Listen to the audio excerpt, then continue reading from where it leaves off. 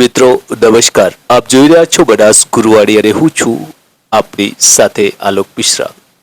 મિત્રો આપ સૌની કોમેન્ટ હતી કે યુડાયસ પ્લસની અંદર ન્યૂ સ્ટુડન્ટ એડ માટેનું ઓપ્શન નથી આવી રહ્યું અને સાથોસાથ તમામ જે બાળકો છે શાળાના એમને આપણે ઓલરેડી પ્રોગ્રેશન એક્ટિવિટી પૂર્ણ કરી દીધી છે, છતાંય ઈપી જીપી અને એફપી આવતા નથી.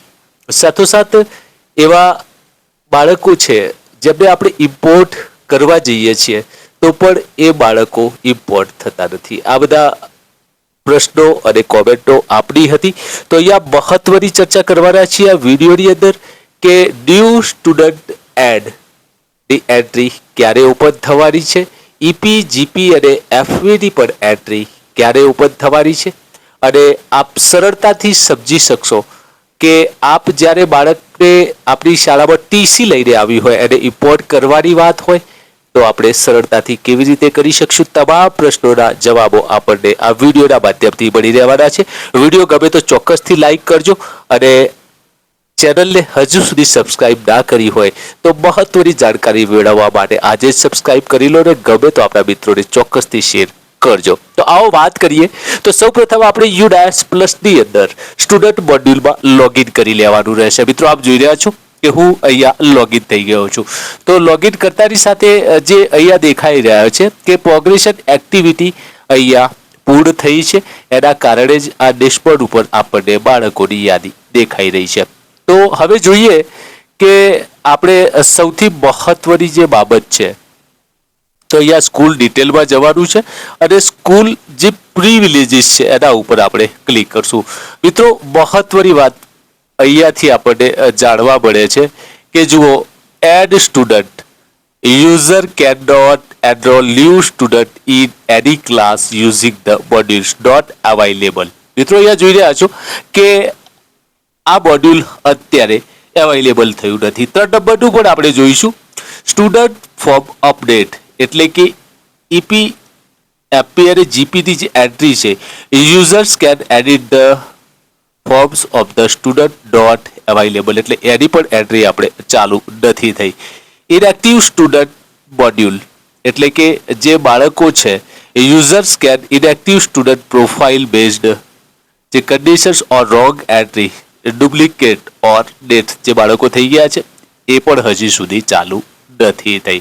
તો હવે મિત્રો આજે ન્યૂ સ્ટુડન્ટની એન્ટ્રી ક્યારે શરૂ થશે અને ઈપી એફપી અને જીપી પણ ક્યારે શરૂ થશે, તો એના માટે સૌપ્રથમ આપણે 11 નંબરના ઓપ્શન ઉપર જવાનું છે. તો 11 નંબરનું જે ઓપ્શન છે એ પ્રોગ્રેશન એક્ટિવિટીનું છે. અહીંયા જોઈશું આપણે user can do the progression activity two promote the student from the current class available છે. તો મિત્રો અહીંયા જ્યારે જોઈ રહ્યા છો, અહીંયા જ્યારે ઓપ્શન ડોટ અવેલેબલનું આવી જશે, ફરીથી મિત્રો યાદ રાખી લેજો કે અહીંયા જ્યારે જે ઓપ્શન છે એ ડોટ અવેલેબલનું આવી જ જશે ત્યારે આપણી જે ન્યૂ સ્ટુડન્ટ એન્ટ્રી છે number 2, third student form update જે ઈપી જીપી અને એફવી છે અને નંબર 4 ઇનએક્ટિવ સ્ટુડન્ટ મોડ્યુલ આ તમામ ચાલુ થઈ જવાના છે. તો મિત્રો જોતા રહો, ટૂંક જ સમયની અંદર પ્રોગ્રેશન એક્ટિવિટીનું જે મોડ્યુલ છે અહીંયા ડોટ અવેલેબલ થઈ જશે અને ડોટ અવેલેબલ થતાની સાથે અહીંયા new student entry EP GP અને એફવી અને ઇનએક્ટિવ સ્ટુડન્ટ મોડ્યુલ શરૂ થઈ જશે. તો મિત્રો આ હતી મહત્વની જાણકારી બનાસ ગુરુવાણી ઉપર અને આપના પ્રશ્નો અને જવાબો સાથે હું છું આલોક મિશ્રા. અને મિત્રો મહત્વની એક ત્રીજો પ્રશ્ન હતો કે ઇમ્પોર્ટ મોડ્યુલ. તો આપણે પ્રોગ્રેશન એક્ટિવિટીમાં જઈએ છીએ ત્યાં ઇમ્પોર્ટ મોડ્યુલની વાત છે. તો આપણે બાળકોને ઇમ્પોર્ટ કરવા માટે અહીંયા 3 વસ્તુ જોઈએ છીએ. તો જે બાળક ટીસી લઈને આવ્યું હોય એને આપણે ઇમ્પોર્ટ કરવાનો રહે છે. Import with in state, import out side state અને ડ્રોપબોક્સ ઇનએક્ટિવ સ્ટુડન્ટ લિસ્ટ. તો આપણી પાસે પેન નંબર નથી તો આપણે ડ્રોપબોક્સ ઇનએક્ટિવ સ્ટુડન્ટ લિસ્ટમાં જવાનું રહેશે. અહીંયા જઈને આપણે જે વિગતો છે, અહીંયા સ્ટેટ છે, અહીંયા સ્ટેટ આપણે લખી દેવાનું રહેશે. એના પછી આપણે ડિસ્ટ્રિક્ટ લખી દેવાનું રહેશે.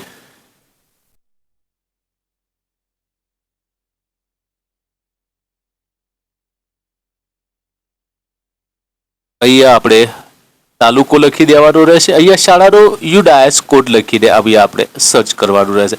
મિત્રો જ્યારે અહીંયા તમે સર્ચ કરશો ત્યારે અહીંયા બાળકોનું લિસ્ટ આવી જશે અને એની સામે જે ઇમ્પોર્ટનું ઓપ્શન આવશે એની આપણે ક્લિક કરી દેવાનું રહેશે અને આ બાળકોનો સરળતાથી એની અંદરથી તમને પેન નંબર મળી જશે અને પેન નંબર મળતાની સાથે એ બાળકને તમે ઇમ્પોર્ટ કરી શકો છો. પણ ઇમ્પોર્ટ કરતાની સાથે મિત્રો મહત્વની વસ્તુ છે કે જ્યાં સુધી પ્રોગ્રેશન એક્ટિવિટી પૂર્ણ નહીં થઈ હોય ત્યાં સુધી એ બાળકને તમે ઇમ્પોર્ટ નહીં કરી શકો. તો મિત્રો આ હતી એ પણ આપણા પ્રશ્નને લઈને મહત્વની જાણકારી. આવા જ પ્રશ્નો સાથે આપણે મળતા રહીશું આપણી ચેનલ બનાસ ગુરુવાણી ઉપર. ફરીથી આ બાબતે આપણે કોઈ કોમેન્ટ હોય તો કોમેન્ટ કરવા વિનંતી છે, કારણ કે આપણે લાવતા રહીએ છીએ શિક્ષણ જગતની મહત્વની જાણકારી અને માહિતી ઓનલી ઓન બનાસ ગુરુવાણી ઉપર. ફરીથી મળીશું મિત્રો એક નવા વિડીયો સાથે, એક નવી માહિતી સાથે. આભાર. જય હિન્દ, જય ભારત, વંદે માતરમ.